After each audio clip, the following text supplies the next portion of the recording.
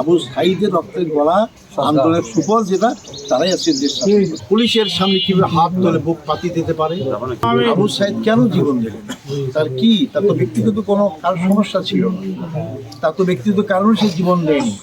সে জীবন দিয়েছে দেশে মানুষের ভোটের অধিকার ছিল না, দেশের মানুষ নির্যাতনের শিকার হয়েছে, কথা বলতে পারতো না, লিখতে পারতো না, গণতন্ত্র ছিল না, এবং বৈষম্য তো ছিলই, এবং সর্বোপরি আলেম ওলামাদের বিরুদ্ধে ইসলামের বিরুদ্ধেও ছিল।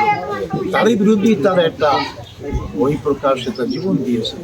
তার ছবি দেখলে কেউ বলতে পারবে এটা কি, সে একটা ছেলে পুলিশের সামনে কিভাবে হাত ধরে বুক পাতি দিতে পারে। তার ইমানটা কত শক্তিশালী ছিল, তার কত দৃঢ় বিশ্বাস ছিল, এবং তার কত সাহসিকতা পরিচয় দিয়েছে। এই সাহসিকতা পরিচয় তো আমরা কেউ দিতে পারিনি। আমরা 15.5 বছর ধরে রাজনৈতিক আন্দোলন করেছি, কিন্তু আমরা কিন্তু এরকম সাহসের পরিচয় দিতে পারিনি। আবু সাঈদ একটি স্ফুলিঙ্গ। আবু সাঈদ বাংলাদেশের জনগণকে একটা শিক্ষা দিয়েছেন যে তোমরা ভীতু কাপুরুষ থাকবে না, স্বৈরাচার যত শক্তিশালী হোক না কেন, তার বিরুদ্ধে যে জীবন তোমার রুখে দাঁড়ায়, তো কোনো সময় কোনো স্বৈরাচার টিকে থাকতে পারে না। আবু সাঈদ প্রমাণ করার মাধ্যমে সামনেও যদি কোনো স্বৈরাচার প্রতিষ্ঠা লাভ করে, আবার কোনো ফ্যাসিস্ট কার্যকলাপ কেউ শুরু করে, আবু সাঈদের রক্তের ধারাবাহিকতায় বাংলাদেশের জনগণ আবার খুশি উঠবে। তাই আমি আপনার এই আজকের এই খবর জিয়াতের মাধ্যমে আপনাদের কাছে মাধ্যমে দেশবাসীকে জানাতে চাই, যারা দেশ নিয়ে চিন্তা করি, আমরা যেন আবু সাঈদের রক্তের সাথে বেইমানি না করি। আবু সাঈদ যে উদ্দেশ্যে জীবন দিয়ে সেই উদ্দেশ্যের বিরুদ্ধে না যাই। আমরা সম্পূর্ণ দলীয় মনোভাব থেকে মুক্ত হয়ে আবু সাঈদের স্বপ্নকে বাস্তবায়ন করি।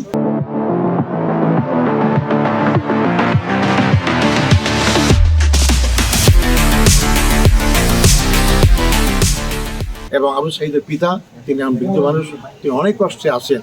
আমরা কিন্তু আপনাদের মাঝে বলতে চাই, আমরা আসি, তাদেরকে দোয়াদুয়ি করি, ছবি তুলে নিয়ে চলে যাই, আর তাদের কোনো খোঁজখবর নেই না।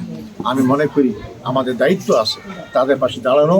আবু সাঈদ যেভাবে তার পিতার বড় হয়ে পাশ করলে পিতার পাশে দাঁড়ায় থাকতো, আমাদের জাতির দায়িত্ব আছে তার আবু সাঈদের মতো তার পিতার পাশে দাঁড়ানো, তার পরিবারকে দাঁড়ানো। আমরা শুধু ছবি তুলে ফটো সেশন করে জন্য আমরা রাজনৈতিক ফায়দা হাসিল না করি, যেটা আমাদের অতীত হয়েছে। আমি অনুরোধ করবো আমরা সবাই যেন তাদের পাশেও দাঁড়াই, তারা আবু সাঈদ আত্মাও শান্তি পাবে এবং পরিবারও তারা সুখে বসবাস করতে পারবে। আমি এসে আমার দলে তাদের কাছে শুনেছি, আমি যাদেরকে শুনেছি, আবু সাঈদকে তো একটা আমরা আইকন মনে করি, যার কারণে আমরা সবাই সেখানে আসি। কিন্তু অর্থই না যে আবু সাঈদই আগে জীবন দিয়েছে।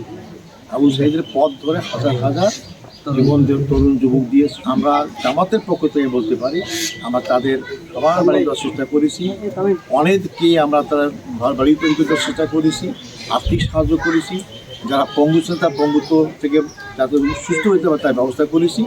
এবং আমি জানি না অন্য রাজনৈতিক দল করেছি, কিন্তু করে না থাকে আপনার মাধ্যমে আমি সবাইকে আহ্বান করবো, এটা একক কোন দলের কাজ না, ব্যক্তির কাজ না, এটা সামষ্টিকভাবে আমাদের কাজ।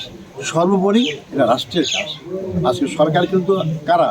সরকার তো কোনো রাজনৈতিক সরকার না। আবু সাঈদের রক্তের গলা আন্দোলনের সুফল যেটা, তারাই আজকে দেশ, তাদের দায়িত্ব সবচেয়ে বেশি, যাতে করে তারা সরকারিভাবে যারা আবু সাঈদ সহ হাজার হাজার আমাদের এই আন্দোলনের শহীদদের দেশকে মুক্ত করেছেন, তাদের সবার পাশে দাঁড়ানো।